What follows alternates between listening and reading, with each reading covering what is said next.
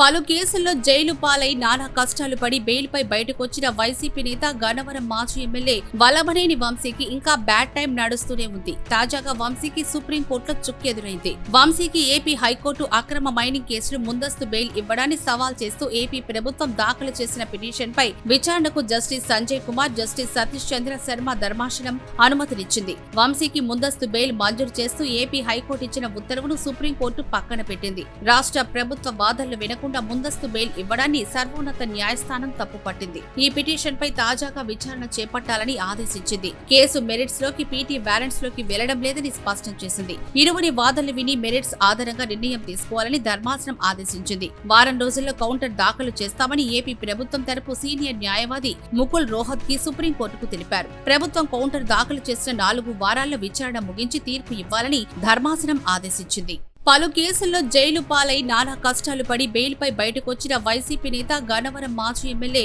వల్లభనేని వంశీకి ఇంకా bad time నడుస్తూనే ఉంది. తాజాగా వంశీకి సుప్రీంకోర్టులో చుక్కెదురైంది. వంశీకి ఏపీ హైకోర్టు అక్రమ మైనింగ్ కేసులు ముందస్తు బెయిల్ ఇవ్వడాన్ని సవాల్ చేస్తూ ఏపీ ప్రభుత్వం దాఖలు చేసిన పిటిషన్పై విచారణకు జస్టిస్ సంజయ్ కుమార్, జస్టిస్ సతీష్ చంద్ర శర్మ ధర్మాసనం అనుమతినిచ్చింది. వంశీకి ముందస్తు బెయిల్ మంజూరు చేస్తూ ఏపీ హైకోర్టు ఇచ్చిన ఉత్తర్వును సుప్రీంకోర్టు పక్కన పెట్టింది. రాష్ట్ర ప్రభుత్వ వాదనలు వినకుండా ముందస్తు బెయిల్ ఇవ్వడాన్ని సర్వోన్నత న్యాయస్థానం తప్పుపట్టింది. ఈ పిటిషన్ పై తాజాగా విచారణ చేపట్టాలని ఆదేశించింది. కేసు మెరిట్స్ లోకి, పీటీ వారెంట్స్ లోకి వెళ్లడం లేదని స్పష్టం చేసింది. ఇరువురి వాదనలు విని మెరిట్స్ ఆధారంగా నిర్ణయం తీసుకోవాలని ధర్మాసనం ఆదేశించింది. వారం రోజుల్లో కౌంటర్ దాఖలు చేస్తామని ఏపీ ప్రభుత్వం తరపు సీనియర్ న్యాయవాది ముకుల్ రోహత్గి సుప్రీంకోర్టుకు తెలిపారు. ప్రభుత్వం కౌంటర్ దాఖలు చేసిన 4 వారాల్లో విచారణ ముగించి తీర్పు ఇవ్వాలని ధర్మాసనం ఆదేశించింది.